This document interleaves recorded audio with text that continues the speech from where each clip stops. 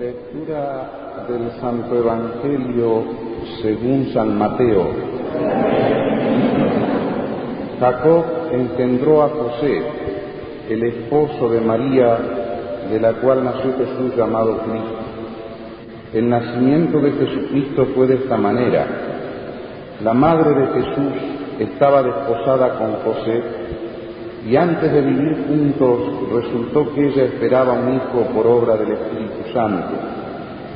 Su esposo, que era bueno y no quería denunciarla, decidió repudiarla en secreto.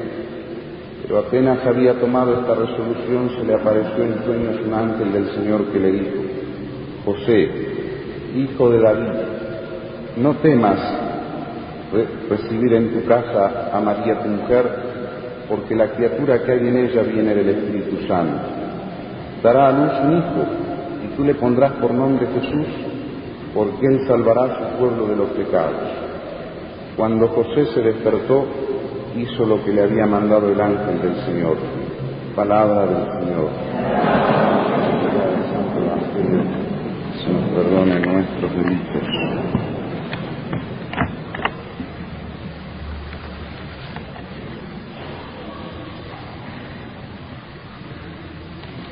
Queridos míos, hay santidades en la Iglesia, como muy bien dice Faber, como la santidad de San José, que es la más profunda y la más difícil y distinta para poder conocerla.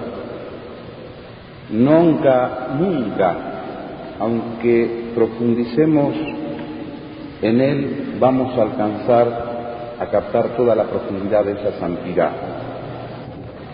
Su misión fue salvar el honor de Jesucristo, el Hijo de Dios, y salvar el honor de su Madre Santísima, la Purísima Virgen María. Esa fue su misión. Esa fue su vocación. El Señor os eligió para sí un hombre fiel, un corazón fiel, y lo destinó para ser, ¿cierto?, el Padre de su Hijo, y por lo tanto el Padre de todos nosotros, porque la Iglesia es el Hijo místico de nuestro Señor Jesucristo. Nosotros hace un año nos consagrábamos a San José y le pedíamos muchas cosas. Después vamos a renovar esa consagración.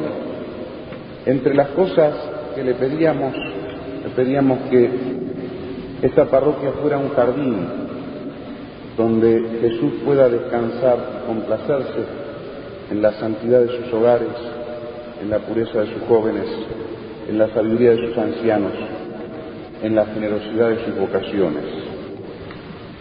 Y se nos van unos cuantos que han decidido consagrarse al Señor para toda la vida. Ya ven, el trabajo es de José, padre de la Iglesia, y lo que le pedimos hace un año se empieza a cumplir. Y qué hermoso poder hablar hoy de San José y al mismo tiempo despedir a estos jóvenes que han deseado en su corazón seguir al Verbo encarnado, al Cordero Inmaculado en la vida religiosa. ¿Qué ejemplo José para el sacerdote? ¿Qué ejemplo es para el levita? ¿Qué ejemplo para el religioso? El levita es aquel que se prepara para el sacerdocio. Su misma misión, cuidar el honor de Jesucristo, cuidar el honor de su Santísima Madre, la Virgen Purísima. Y eso, de algún modo, es, ¿cierto?, la función a la cual Dios los llama, la misión a la que Dios los llama. Ser un poco, como fue José, la sombra del Padre. Y fue siempre sombra, siempre cubrió, y por eso siempre está en silencio como sombra. Él cuidó a Jesús con su empeño y trabajo, lo hizo crecer, lo hizo hacerse fuerte, le enseñó, y con su fuerza y abnegación hizo que Jesús tuviera los lomos fuertes para cargar la cruz cuando llegara la hora. Faber dice que nuestro Señor se lo llevó a José antes al cielo para evitarle el dolor de su pasión, porque su inmenso corazón no iba a soportar lo que en aquel momento iba a suceder con aquel que era su hijo adoptivo, pero era su hijo según el Espíritu. Dios le dio un corazón de padre, y a Jesús el Verbo le dio un corazón de hijo para que fuera dócil a aquel artesano. Y aquel artesano le dio un corazón para que todo su tesoro fuera la Virgen y Jesús, porque José más amó. Pero José siempre en la sombra, cuidando el honor de Jesús y de María, guardando el terrible secreto, el terrible misterio escondido allá en los cielos que se reveló en los últimos tiempos. ¿Quiénes de sus vecinos vieron en José, en Jesús y en la Virgen lo que los cielos no pueden contener? Nadie. Él supo cubrir su silencio amoroso, su silencio trascendente, cubrió ese misterio hasta que llegara la hora. Y un poco pasa lo mismo con aquel que es sacerdote. Es más, con aquel que además de ser sacerdote elige la vida religiosa en sus 3 peldaños, en sus 3 votos: el voto de la pobreza de los bienes exteriores, pobreza que, como tiene que surgir del corazón y de la perfección del bautismo, es pobreza también de los bienes del cuerpo, con su voto de castidad, y es pobreza, en fin, cuando se depone el mayor bien que tiene el hombre, que es su libertad, con su voto de obediencia. Miren a José, pobre, casto y obediente. Obedeció al ángel, la recibió en su casa, y obedeció siempre con docilidad, aun cuando eso era la cruz. La cruz de José era Cristo, y era lo que más amaba. Ese chico incómodo, dice Bossuet, que llegó al hogar de José y de María, y ese hogar, para José, comenzó a ser su cruz y su gran amor, porque desde que llegó tuvo que irse a Belén, después huir al Egipto, después volver del Egipto, después buscarlo cuando se le perdió en el templo, y así toda su vida. Su cruz era lo que más amaba, ese chico incómodo, que donde va, lleva su cruz, dice Bossuet. Y por eso qué hermoso ejemplo para estos jóvenes que tanto queremos, que nos van a dejar un poco más solos, pero de algún modo, físicamente, de algún modo. José pobre, no miserable, pobre, era un artesano, trabajaba con el fruto de sus manos. Por eso hay que hacerse religioso para ser vago y perezoso, religioso tiene que orar, trabajar, según el adagio de San Benito, el patriarca de Occidente: ora et labora. San José casto, casto porque estaba junto a la Virgen Inmaculada y frente a aquel que era semejante a todos nosotros menos en el pecado. Lo que más amaba a José era esa virginidad de su esposa y de su hijo, y por eso era lo que más custodiaba. José casto, casto esposo de la Virgen. Y ojo, José joven, era joven José. No había en aquella época matrimonios entre ancianos y jovencitas de 15 años.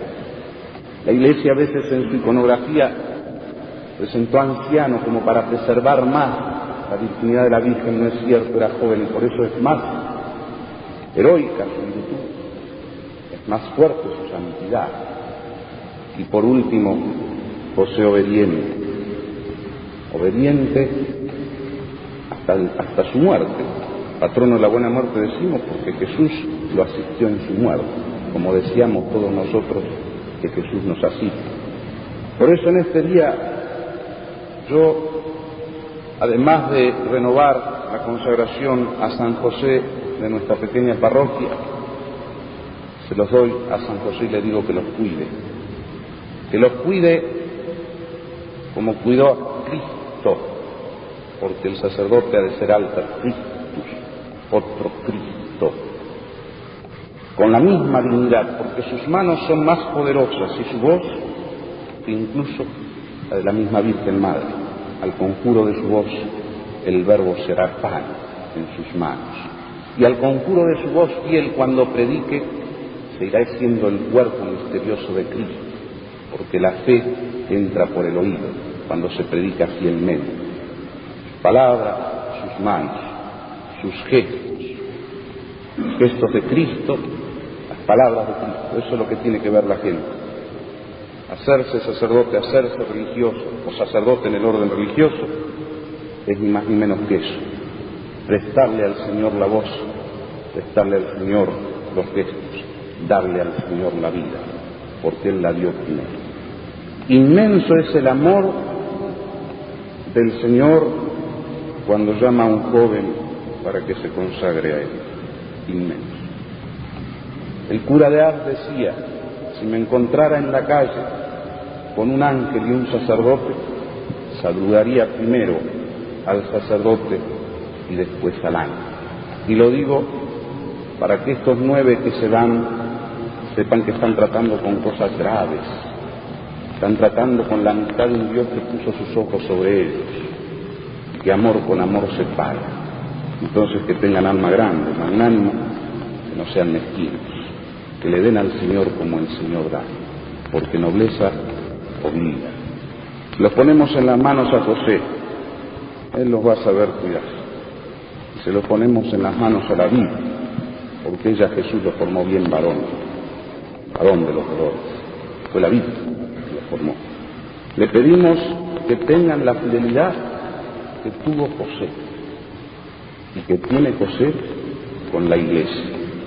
Nosotros nos quedaremos rezando acá, ayudando al cuerpo místico para que sean religiosos y sacerdotes el día de mañana según el corazón de Cristo y no según el mundo, como desgraciadamente tantas veces nos entristece el corazón.